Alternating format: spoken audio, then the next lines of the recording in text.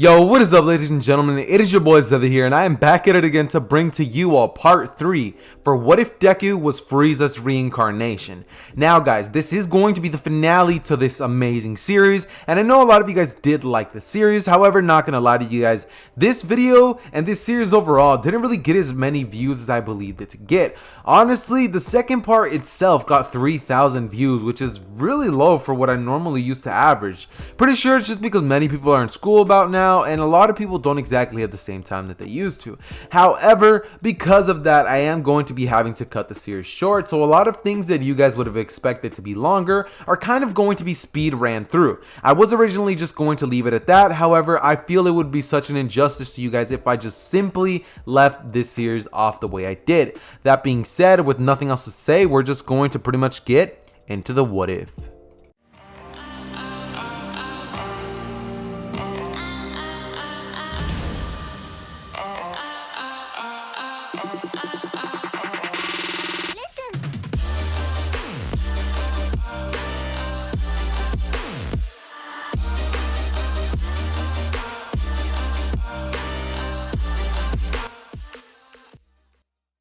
Alright, so we're going to be getting back into the story right where I had left off. They would essentially be getting ready for the USJ, and this is when everybody would begin to walk out of there. Deku would kind of just have a little bit of a smirk on his face, and before everybody gets to walk inside, Deku would just look at Aizawa's. He would say, "Hey, any chance I can go in there and take a look?" As Aizawa would say, "What are you talking about?" But Deku would immediately blitz in there as Deku's aura would begin to emit a silverish aura. Now, you guys are probably wondering why Deku's not golden.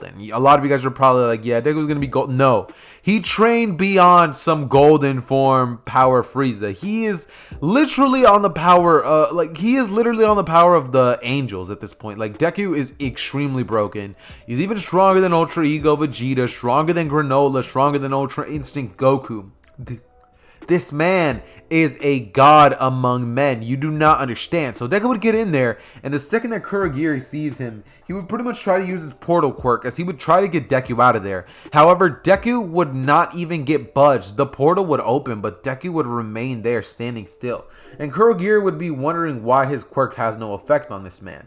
This is when Deku would pretty much glare at the direction of Shigaraki, and Shigaraki would feel so much pressure that he would fall down to one knee, and Deku would then fly over there as he would say, "Call off your men, buddy," as Shigaraki would be frozen in fear. This is when Deku would kick Shigaraki across the head as he would literally dislocate he would literally break Shigaraki's neck and fracture his skull as Shigaraki would be busted into one of the walls. This is when a bunch of the villains would just be like, nope, and they would pretty much line up in a single file line as they all get ready to get captured.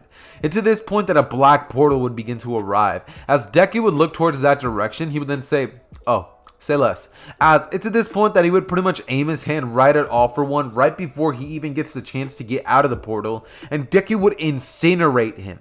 Zero chances of All For One surviving that whatsoever. He incinerates All For One, and then Deku pretty much just goes over to his classmates as he's like, "Yeah guys, everything seemed fine. I don't know what was going on with me. My quirk must have been acting up or something." And All Might would just be like, "Oh, we understand," as they would pretty much carry on the USJ event as if nothing had happened.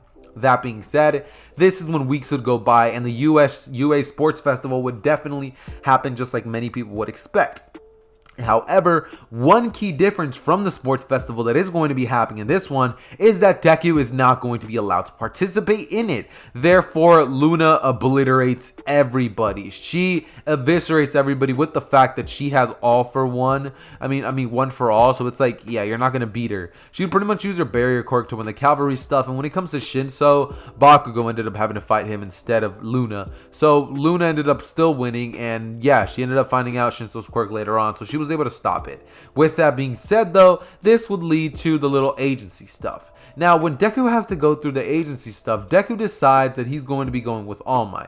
Now, All Might would not even have to teach Deku a single thing because Deku already has the experience to become a pro hero if he really wanted to. Deku being in the hero course is pretty much just a formality at this point. So Deku would just cruise through his day, you know, he'd really just be vibing, doing nothing to be honest.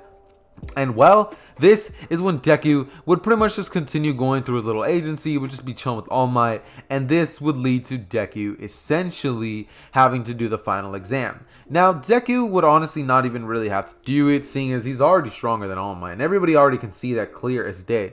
It's not like they're going to be needing a match to decide who's stronger, whether it's All Might or Deku. No, Deku would obliterate him if they were to go hand to hand, and Deku could literally use one finger to destroy All Might. It's that bad. Dragon Ball characters, even if it was Krillin, could probably do All Might that dirty. But yeah, with that being said, this is when we are now going to be jumping on over to the Forest Arc. However, nothing's going to happen, so there's no reason to cover it.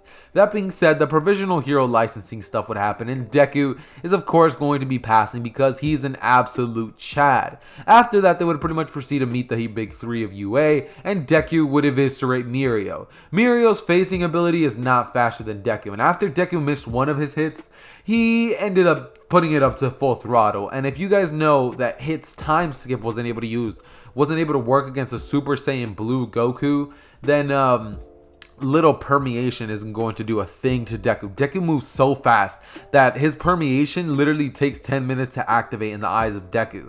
Deku would blitz Mirio, punch him right in the gut once, and Mirio just passes out into unconsciousness. That being said, this would lead to Deku pretty much just breezing through everything. He's of course going to be with Overhaul because he has nothing better to do, and he actually finds Mirio pretty enjoyable. Mirio seems pretty cool. In terms of where Luna goes, she ends up going with All Might, and yeah, that's pretty much all that happens. Deku would end up going on a little walk with Mirio, and when Deku sees Eri and he sees all the bandages on her, he would immediately begin to think back on how his childhood was, how people tried to force him into something that he didn't want to be. Deku remembers vague visions of him being trained to kill a man in every single way possible by the time he was 5 years old, and this when he would look at Eri, as he would get an angered expression on his face. The air would turn cold as you would feel a pressure so immense, buildings would literally start shaking. It would feel like a level 10 earthquake for an instant, as Deku would then stop, look at Overhaul, breathe down his neck, and in an instant, Overhaul would quite literally been turned to dust. After that, Deku would fly over to Eri as he would say, "Don't worry, you'll never have to worry about him again. How about you come live with us?" As it's at this point that Eri would look at Deku and say, "Us?" As Deku would say, "Yeah, you can come live with me and my family."